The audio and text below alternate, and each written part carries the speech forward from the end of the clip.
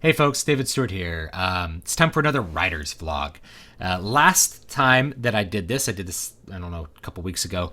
I was talking about I was revising my first book and really working on rewriting it is probably more accurate. And I wanted to give a little bit of an update on that and to talk about something new, which is structure and imposing structure on your work in a way that's going to serve this story. And I'm going to be talking mostly about narrative writing. I'll probably do another one at some point about screenwriting. Screenwriting is a little bit different, but this is narrative, so I'm going to talk about narrative writing. Now let's go ahead. Let's take a look at the manuscript. So it's at 156,000 words, which is not that much shorter than the original. If I pull the original out, the original was 158,000. Which is still pretty long. But if you notice, there's some things that have changed. There's 1, 2, 3, 4, 5 chapters before this interlude, and here there's only 2 chapters. If I look at these 2 chapters and select their content, this first chapter is 13,000 words. That's a very long chapter. It's practically monolithic. And I really wanted to change that length for a couple of reasons, the main one being having to do with pacing and making sure that the pacing's good. So I replaced these 2 chapters, chapter 1 and chapter 2, with 5 chapters in my new one. And I also just cut out that interlude, kept one scene from it, and the other pieces of content that I have from that interlude that I feel that are important, I'm going to kind of drop in later in the book. But most of the things that I cut out I felt were very superfluous. They weren't necessary to the story or to the characters, didn't reveal things that I decided were really, really necessary other than a couple of them, and we don't need them at that moment. And it's kind of slowing down the pace of the narrative, so I just went ahead and axed that and changed chapter 1 and 2 to be 5 chapters, and I really did it by rewriting it. This is like what I call page 1 rewrite. And that's because, I said this before, the first time you do something, you're going to suck at it. And this is no exception. I've grown a lot as a writer, and I wanted to go back and I really wanted to make this story that I care about good and apply the skills that I've gained over the last couple of years in really making this plot shine, especially this first act. The first act was very rough, and so I can say I've completed that, and I will talk about what I will do with it a little bit at the end. But now I want to talk a little bit about structure, because the structure is really the hard part to impose upon this sort of work. When I wrote this work, I was writing more as what I call a gardener, and this comes from George R.R. Martin has said this. There's gardeners and there's architects. Gardeners kind of see what grows. Architects, we build from like a plan. I'm really a planner, and this book started off very gardened and then became planned. So the part that's gardened, not very convincing for me. So I really wanted to redo it. And to me, that actually meant not just sort of revising or cutting, but rewriting a large section of the book. So this first act is rewritten. Now, let me talk a little bit about chapter length and pacing, because your chapter length can actually affect your pacing in ways that you may not realize right out of hand. So usually I like a 5,000 word chapter, or I should say now I really like a 5,000 word chapter. And the reason I like a 5,000 word chapter has to do with when I feel like big, significant plot points are happening. It has to do with what I call a plot point cycle. There's like this cycle of tension and release that happens when you're writing plot, where you're introducing a conflict, you're introducing some tension, and then you're releasing it and introducing more content. With a 13,000 word chapter, that means at the end of that 13,000 words, something 13,000 words worth of event needs to happen. And that's really hard to do, but it's at 5,000 words, the reader feels like they're really building towards an event, and it happens, and then they really want to turn the page and see what's going to build up towards the next event. So my third book, Muramasa Blood Drinker, which you can read on my website if you want to check that out, I'll put links down below, that had a 5,000 word chapter structure, and it felt a lot better than these big monolithic chapters. I felt like a lot more was happening, that every single chapter I knew where I was going, and I knew how long I was going to take to get there, and really made the sort of the dropping of events feel very organic, very maybe organic's not the right word, very efficient. Like they were happening just when they felt like they needed to happen. And so I think it had a much better effect. So now I talked about chapter length. Let me talk briefly about the whole, like all the layers of structure. And I've mentioned word count. And I'll talk about word count sort of as what it means to a writer. At the bottom level, you have the words that you're writing. And then you have above that what I call your small cycle. And then you have chapters.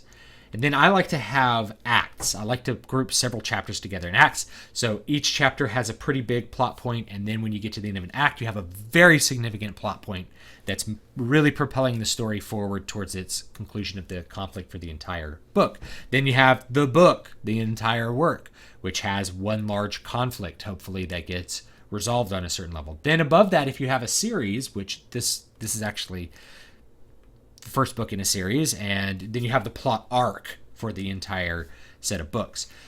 If you happen to be one of those people who reads manga, the idea of a plot arc is a very common device that's talked about, because the pacing of plot in a manga is obviously different than what it is in narrative. So you may have 12, 13, 14 books, manga books, that equal one large plot arc.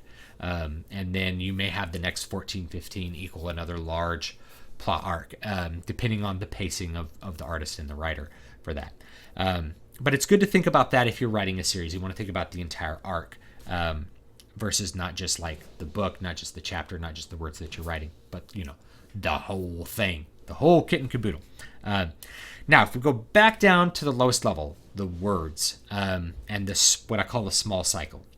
I kind of settled on about 1,000 word like plot cycle, 1,000 word tension and release cycle. So every 1,000 words, I like there to be something that happens. Either we have a revelation for a character, we have an event that happens, we have something significant in terms of characterization, like the character makes a change or makes a decision. And so every 1,000 words that happens, and then every 5,000 words you have something big. So you have 1, 2, 3, 4, 5, something big. 1, 2, 3, 4, 5, something big happens. And that always felt really good for me. And the reason that I came up with that cycle was when I was writing, again, my third book, which really, really helped me hone my skills a lot. I feel like my skills my style sort of came into its own with that book. I was originally releasing it, I was putting it out on my website in these sort of 2,500 word chunks, like just cutting the chapters in half. And they never quite felt right. I always felt like I was dropping the needle, like I was cutting the post at a kind of an awkward space. Like we didn't have a resolution of there wasn't an event. We're kind of halfway to an event. And that didn't sit well with some of the people who were reading it, and it didn't quite sit well with me as a writer. Then I switched to 1,000 word updates, and what I found is I was working with those 1,000 word updates. 1,000 words feels really good. 1,000 words is enough that it feels substantial, but someone can sit down and read it in like 5 or 10 minutes that they have, and not feel like they have to read all of the 2,500 words. Most people have like an extra 5 minutes that they can read a little fraction of a story. And then having to make sure a plot point happened roughly every 1,000 words really made that tension and release cycle very, very constant, and made the whole narrative flow much better once I went to those 1,000 words. So I've applied that in other work to keep that plot cycle going. So in this one, I am trying to keep it to 1,000 words, and every 5 sets of those, I have a more significant event. In every 5 chapters, I've got, really, really significant event that's propelling the whole conflict in the story forward. So that's what I've done. That also means that's going to translate really well to content for my website, which is what I plan on doing with this. So my current plan for this is to take it and format it for my website, and then I'll put out 1,000 word chunk of it a day. That's going to give me roughly, because it's about 25,000 words of content, it's going to give me roughly 5 weeks worth of stuff to put out, which is really good. So that means I have 5 weeks to figure out the next thing that I want to do on the website, whether I want to go to a different story or continue with this one for the website publication. And I feel like the act has a really good break point that sort of concludes a big part of the conflict and could almost be its own little story.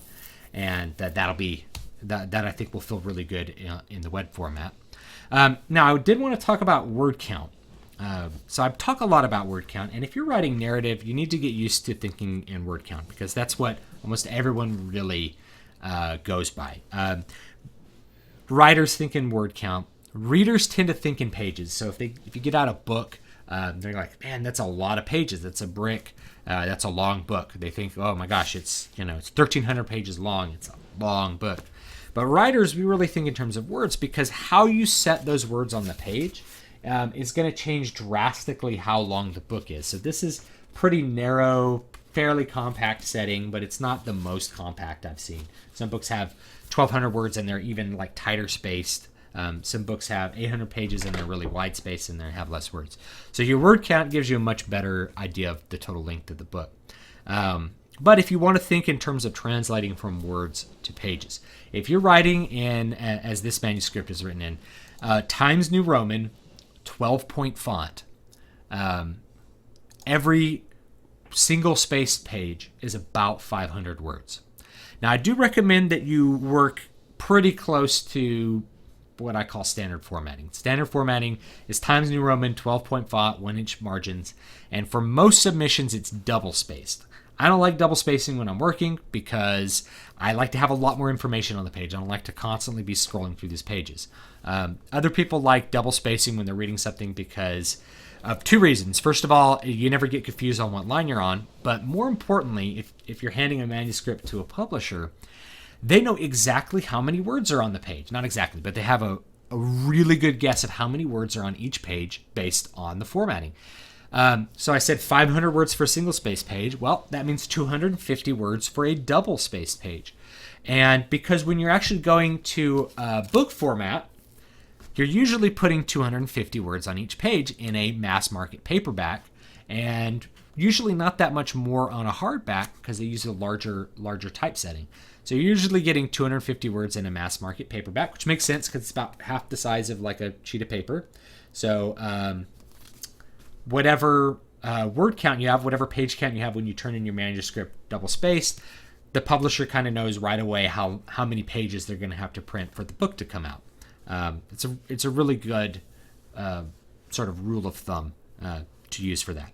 So if you want to think about your book in terms of pages, you're going to, if you're writing in single spaced, you're going to like roughly double it at the very least. So you're going to roughly double it. So if this one is 268 pages, the final version is going to be 500 plus pages. But depending on how the typesetting is, it could be 800 pages. It just kind of depends.